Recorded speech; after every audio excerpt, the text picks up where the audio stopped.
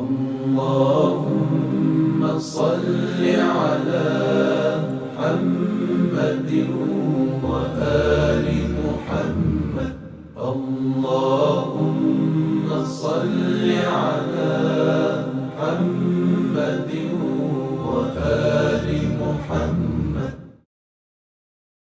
اعوذ باللہ من الشیطان الرجیم بسم اللہ الرحمن الرحیم الحمدللہ رب العالمین والصلاة والسلام علی رسول اللہ وآلہ الطیبین الطاہرین۔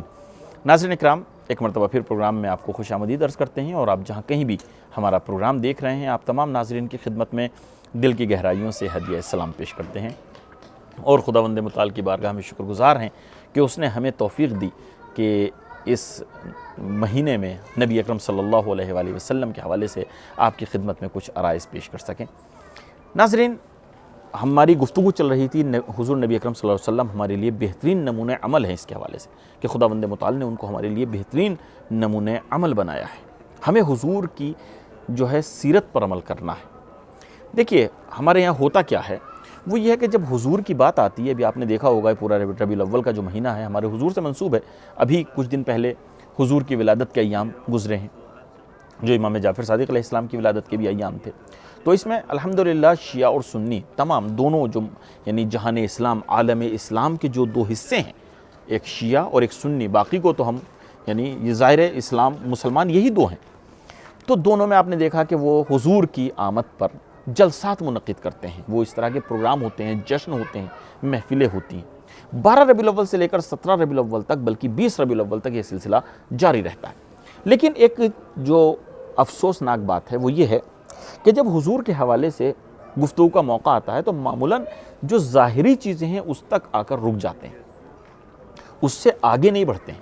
مثلاً حضور کا جو ہے لباس بیان کیا جائے گا، کالی کملی والے اور اس طرح کے، اور حضور کا مثلاً ظاہر بیان کیا جائے گا، آپ کا لباس ایسا ہوتا تھا، آپ کا عمامہ اس طریقے سے ہوتا تھا، مثلاً یہ ساری چیزیں بیان کی جائیں گی۔ ہم اس کے منکر نہیں ہیں، یہ بھی ہمارے لیے محترم ہے، چونکہ رسول کا لباس ہے، رسول سے جو چیز منسوب ہے وہ ہمارے لیے محترم ہے۔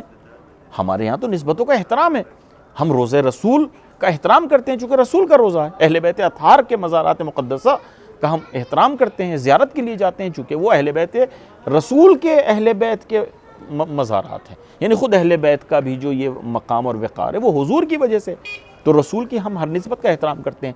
لیکن اسلام ہم سے یہ نہیں چاہتا کہ ہم ظاہر تک جو ہے وہیں پر رک جائیں کہ حضور کے جو ہیں وہ مثلاً رخسار ایسے تھے، حضور کے بال ایسے تھے۔ مثلاً بہت سے مقامات پر میں نے اس سے پہلے بھی کبھی مثال دی ہے، مثلاً آپ کو اس طرح کے مقام بھی مل جائیں گے ہمارے یہاں۔ مثلاً کشمیر میں ایک درگاہ ہے، درگاہ حضرت بل کے نام سے، کہ وہاں پر حضور کے منہ مبارک، حضور کے بال جو ہیں وہاں پر ہیں، تو اس کی درگاہ ہے۔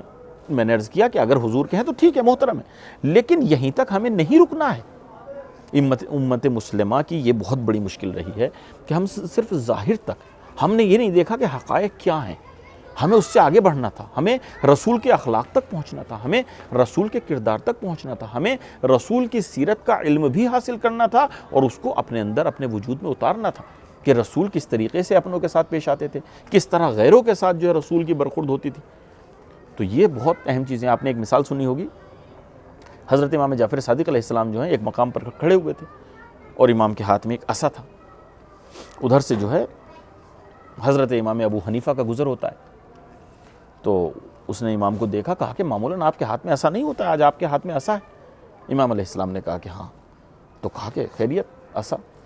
تو امام فرماتے ہیں کہ یہ عصا جو ہے ہمارے جد امجد ختم مرتبت حضرت محمد مصطفیٰ صلی اللہ علیہ وآلہ وسلم کا عصا ہے۔ جیسے امام ابو حنیفہ نے اس کو سنا، آگے بڑھے اور اس عصے کے بوسے لینا شروع کیے، عصے کو چومنا شروع کیا۔ اچھی بات ہے، میں نے عرض کیا کہ چونکہ رسول کا عصا ہے تو قابل احترام ہے، لیکن یہی سب کچھ نہیں ہے، یہی کافی نہیں ہے۔ ایک مرتبہ میرے مولا نے ان کو متوجہ کر کے کہا کہ یہ عصا رسول کا ہے جس کا تم احترام کر رہے ہو، لیکن یہ ہاتھ رسول کے ہیں، یہ وجود رسول کا ہے، میں رسول کا وارث ہوں، یعنی یہ جیسے میں نے پہلے بھی عرض کیا تھا کہ یہ سب کے سب ایک ہیں، سب کے سب محمد ہیں۔ تو امام نے یہ بھی کہا کہ اس کے ساتھ ساتھ ذرا اس وجود کا بھی احترام ہونا چاہیے۔ تو کتنی یہ حق تلفی ہے اہل بیت اطہار کی کہ جو رسول کے اہل بیت ہیں ان کا احترام نہیں، لیکن جو دوسری رسول کی چیزیں ہیں، اس میں ایک بہت بڑا مسئلہ اس کا یہ بھی ہے کہ جو دوسری اس طرح کی چیزیں ہیں یہ بے جان چیزیں ہیں، انسان کو ٹوکیں گی نہیں، وہ ایسا ٹوکے گا نہیں تو ایسا کیوں کر رہا ہے، ایسا کیوں نہیں کر رہا ہے، لیکن اگر وہ مولا کائنات کے یہاں آئے گا تو مولا کائنات جو ہے وہ خاموش نہیں رہیں گے غلطی پہ. دوسرے معصومین کے یہاں تو ظاہر ہے، یعنی اہل بیت اطہار کو ترک کرنے کا ایک بہت بڑا سبب یہ بھی رہا ہے کہ ان کو پتا تھا کہ یہ تو ہمیں کچھ نہیں کہے گا، لیکن یہ ہمیں نہیں چھوڑیں گے اگر ہم غلطی پہ ہوں. تو امام علیہ السلام نے متوجہ کیا کہ نہیں، یہ کافی نہیں ہے کہ تم جو ظاہر، ہمارے یہاں بھی یہ ہوتا ہے ظاہر پہ آ کے رک جاتے ہیں. حضور کا رسال مثلا لباس ایسا ہوتا تھا، کالی کملی والے، اور آپ کا جو یہ نہیں، یہ کافی نہیں ہے. رسول کی سیرت کو اپنانا ہوگا. رسول پورا وجود رسول کا جو ہے، پوری ان کی تعلیمات جو ہمارے لیے ہیں. مثلا اگر آپ دیکھیں تو ایک ایک چیز ایسی ہے رسول کی زندگی سے اگر درس لیے جائیں. ایک چھوٹی سی مثال میں آپ کی خدمت میں پیش کر رہا ہوں. ایک حدیث ہے کہ العبادت و 70 جزءا افضلها طلب الحلال. عبادت جو ہے وہ 70 جز ہیں عبادت کے. انسان یعنی جو ہے وہ عبادت کی اس میں رہتا ہے، اور عبادت جب پتہ چلتا ہے کہ عبادت کا موقع ہے، انسان تو ظاہر ہے اس موقع کا خاص یعنی اس سے استفادہ کرنے کے لیے، اس سے کسب فیض کرنے کے لیے خاص اہتمام کرتا ہے. تو حضور نے کہا کہ عبادت کے 70 جز ہیں، اور سب سے افضل جو ہے وہ طلب حلال ہے. یعنی انسان جو ہے وہ طلب حلال کرے. اس سے پہلے پروگرام میں نے ایک اشارہ کیا تھا کہ لیس للانسان الا ما سعى. انسان کو صرف اتنا ہی ملنا ہے جتنا وہ نیک عمل انجام دے گا. اور ایک مثال دی تھی زمین کی کہ جو انسان اچھے طریقے سے زمین تیار کرے گا، جو اچھے طریقے سے مقدمات فراہم کرے گا، تو اس کے بعد یہ نہیں ہوگا کہ یہ مسلمان ہے اور یہ کافر ہے، اور مسلمان کو جو ہے وہ ملے گا اور کافر کو نہیں ملے گا. جو بھی کرے گا چاہے وہ جیسا بھی انسان ہو، لیکن اس کو نتیجہ ملے گا. تو دیکھیے یہ جو کہا گیا ہے، یہ اس طرح کی چیزیں یہ اس لیے ہیں کہ انسان مثلا بہت زیادہ دیکھنے میں آتا ہے. ایک بہت اہم درس میں حضور کی زندگی سے آپ کو دینا چاہتا ہوں، وہ یہ کہ ہمارے یہاں وقت کی اہمیت کا احساس نہیں ہوتا. بیکاری ہوتی ہے، انسان بیکار ہے لیکن وہ کوشش نہیں کر رہا ہے. حضور نے بہت زیادہ اس کی مذمت کی ہے. ابن عباس کہتے ہیں کہ اگر حضور کے بارے میں، حضور کو کسی کے بارے میں پتہ چلتا تھا، جب بھی کوئی حضور کے پاس آتا تھا تو حضور ایک والہانہ استقبال اس کا کرتے تھے، اس کے احترام کے لیے کھڑے ہوتے تھے. لیکن اگر کسی کے بارے میں پتہ چلتا تھا کہ اس کا کوئی کام نہیں ہے، آج کل فری بہت ہے، کہتے ہیں نا ٹھالی ہے، آج کل کام نہیں ہے اس کا، تو حضور کہتے تھے کہ تم میری نظروں سے گر گئے. جب پوچھا جاتا تھا کہ یا رسول اللہ کیسے، تو حضور کہتے تھے کہ مسلمان اس لیے نہیں ہے کہ وہ مسلمان کسی وقت فری نہیں ہے، ہر وقت جو ہے وہ آن ڈیوٹی ہے، اس کو کام انجام دینا ہے. اگر کچھ نہیں ہے کم سے کم اپنے بال بچوں کے لیے کوشش کرنا ہے. بہت سے لوگ سوچتے ہیں کہ اگر ہم نماز پڑھ رہے ہیں تو یہ بہت بڑا عمل ہے، لیکن ہم بچوں کے لیے جو کام کرنے کے لیے جا رہے ہیں، یا بچوں کی مشکلات جو حل کر رہے ہیں، ان کی ضرورت کی چیزیں جو لا کے دے رہے ہیں، وہ شاید ہماری نماز میں جو عبادت میں مخل ہو رہا ہے، خلل انداز ہے، وہ ایسا نہیں ہے. دیکھیے ہمارے یہاں یہ نہیں ہے کہ مثلا نماز پڑھنا ہی عبادت ہے. بچوں کے کام آنا، بچوں کی ضرورتوں کو پورا کرنا، یہ اس سے بڑھ کے ہے. جیسا کہ خود حضور کی حدیث تھی کہ 70 جز ہیں، اور سب سے افضل اور سب سے اہم جو ہے وہ طلب حلال ہے. کہا گیا کہ المجاہد القاد علی عیالہ کالمجاہد فی سبیل اللہ. وہ انسان جو اپنے بچوں کے لیے محنت مشقت کرتا ہے، کوشش کرتا ہے، اس کی مثال اس مجاہد کی ہے کہ جو فی سبیل اللہ یعنی میدان جنگ میں، خدا کی راہ میں جو خون بہا رہا ہے، جو جنگ کر رہا ہے. یہ بالکل اسی طریقے سے جو اپنے بچوں کے لیے، اپنی آبرو کی حفاظت کے لیے جو ہے وہ یعنی کوشش کر رہا ہے، محنت کر رہا ہے. تو یہ سمجھنے کی چیزیں ہیں. وہ ایک مثال آپ نے سنی ہوگی، حضرت امیر المومنین علی بن ابی طالب علیہ السلام جس وقت کوفے آتے ہیں، تو آنے کے بعد ایک مرتبہ وہ مسجد کوفہ میں پہنچتے ہیں.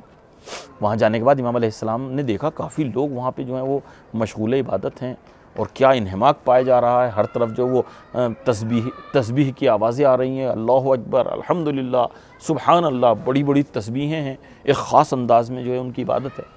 تو امام علیہ السلام نے پوچھا کہ کون ہے یہ، من ہاؤلاء، کون ہے یہ لوگ؟ تو کہا کہ ہاؤلاء رجال الحق، یہ رجال حق ہیں. امام نے کہا کیا مطلب رجال حق ہیں؟ کہا مولا حق والے. کہا کیا مطلب بھائی حق والے؟ کہا کہ مولا ان کا کام یہ ہے کہ خدا کی عبادت کرتے ہیں. کہا وہ تو میں بھی دیکھ رہا ہوں خدا کی عبادت کرتے ہیں. کہا اچھا. کہا مولا یہ بالکل 24 گھنٹے دن رات، صبح شام، دن میں روزے رکھتے ہیں، اور باقی 24 گھنٹے خدا کی عبادت کرتے ہیں، تھوڑا بہت آرام کر لیتے ہیں جتنا ضروری ہوتا ہے. امام علیہ السلام نے کہا کہ اچھا، یہ مثلا 24 گھنٹے صرف عبادت کرتے ہیں تو ان کی ضرورتیں کہاں سے پوری ہوتی ہیں؟ ان کے بچوں کے کھانے کا انتظام کہاں سے ہوتا ہے؟ اور یہ خود کہاں سے کھاتے ہیں؟ تو کہا مولا یہ کھاتے ہوتے نہیں ہیں، اگر محلے والے جو آتے ہیں، آنے کے بعد اگر ان کے اوپر رحم کھاتے ہیں اور کچھ انہیں دی جاتے ہیں تو کھا لیتے ہیں، اور اگر نہیں ملتا ہے تو پھر بھی بہت قانے ہیں، بہت قناعت ان کے اندر پائی جاتی ہے، کچھ نہیں کھاتے، بھوکے پیاسے رہتے ہیں اور بس خدا کی عبادت کرتے ہیں. اللہ اکبر. مولا کائنات کو تو کہنا چاہیے تھا واہ واہ ماشاءاللہ کتنے اچھے ہیں یہ عبادت کرنے والے، لیکن مولا کائنات نے کیا کہا؟ آپ اٹھا کر دیکھیے، تاریخی جملہ ہے مولا کائنات کا، میرے مولا نے کہا کہ یہ اس طرح سے جو یہاں پہ یہ عبادت کے بہانے سے یہ اس کوشش اور اس محنت سے بچے ہوئے ہیں جو ان کے بچوں کا حق تھا اور عزت کے ساتھ جس کے ذریعے زندگی گزار سکتے تھے، ان کو سب کو نکالو مسجد سے، ان کے ہاتھوں میں بیلچے دو اور یعنی پھاوڑے اور دوسری چیزیں جو ضرورت کی چیزیں دو، اور ان سے کہو کہ جانے کے بعد محنت کریں، مزدوری کریں، اور محنت مزدوری کرنے کے بعد جب یہ عزت کی جو ہے روزی اور عزت کا رزق کمانے کے بعد جب آئیں گے خدا کی بارگاہ میں، جب 2 رکعت نماز پڑھیں گے تو وہ 2 رکعت نماز اس طرح کی ہزاروں سال کی عبادت سے بہتر ہے۔ اور امام نے کہا کہ اگر ان کا یہی عالم ہے جو تم بتا رہے ہو تو ان سے بہتر تو وہ جانور ہیں کہ جو گلیوں میں جو ہے وہ چکر کاٹ رہے ہیں اور جن کو کوئی ڈال دیتا ہے تو وہ کھا لیتے ہیں اور اگر نہیں ملتا ہے تو وہ نہیں کھاتے۔ یہ جانور نہیں ہے، یہ اشرف المخلوقات انسان ہے، اس کی اپنی عزت ہے، اس کی اپنی غیرت ہے، اس کا اپنا وقار ہے۔ ایسا نہیں ہے کہ انسان مسجد میں بیٹھ گیا اور تسبیح پڑھ رہا ہے، عبادت الہی کر رہا ہے، صرف قرآن کی تلاوت کر رہا ہے، یہ سب ضروری ہیں لیکن وہ بہت زیادہ ضروری ہے۔ تو اگر کوئی انسان ایسا کر رہا ہے اپنی زندگی وقف کر دے، مسجد کی نظر کر دے، تو ایسا نہیں کہ خداوند متعال جبریل امین کو بھیجے گا کہ جاؤ اس کے بچوں کی فیس جمع ہونی ہے اسکول میں، اس کے گھر کا راشن آنا ہے، اس کی دوسری ضرورتیں پوری ہونی ہے، چونکہ یہ ہماری عبادت کر رہا ہے تو پہنچاؤ۔ نہیں، یہاں پہ وہی ہے کہ لیس للانسان الا ما سعی، انسان جتنی کوشش کرتا ہے اس کو اتنا ہی ملتا ہے۔ اور اسلام میں خود یہ عبادت ہے اور بہترین عبادت یہی ہے۔ وہ دوسرے مکاتب فکر ہیں کہ جن کی زندگی الگ ہوتی ہے اور عبادت الگ ہوتی ہے، یہاں تو پوری زندگی انسان کی عبادت ہو سکتی ہے، لیکن ان اصولوں کے مطابق ہونی چاہیے کہ جو خداوند متعال نے معین کی ہیں، جو حضور نے ہم تک پہنچائیں۔ یہ بہت سوچنے سمجھنے کی بات ہے۔ حضور کی سیرت سے ہمیں سیکھنا ہے، حضور کتنی محبت کرتے ہیں، یعنی وہ انسان جو محنت کرتا ہے کس طریقے سے، جیسے میں نے 2 حدیثیں آپ کے سامنے پیش کی۔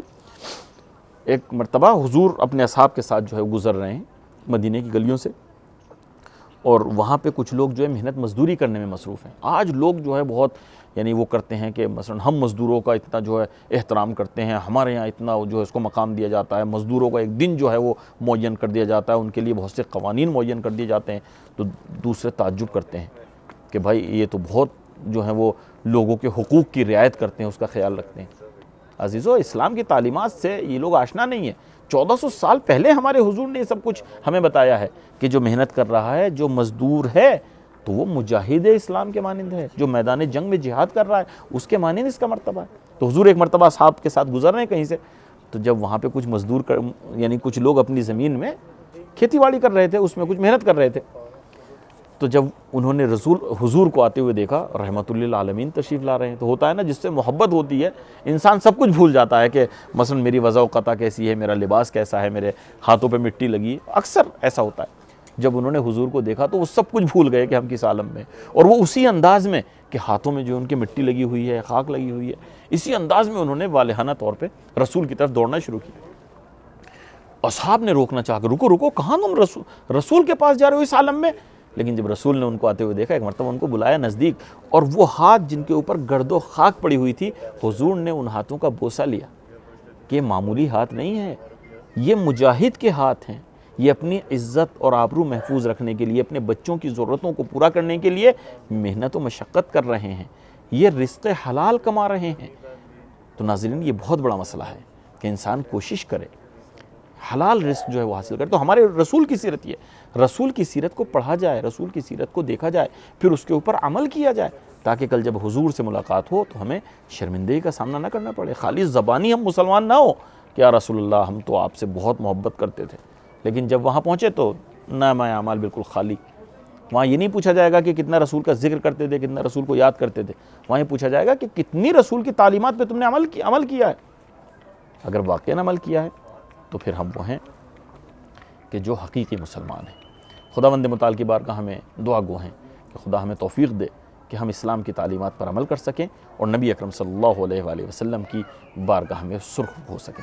آپ سے یہیں پر اجازت چاہتے ہیں، اپنا خیال رکھیے گا، ہمیں دعا میں یاد رکھیے گا۔ خدا حافظ، فی امان اللہ۔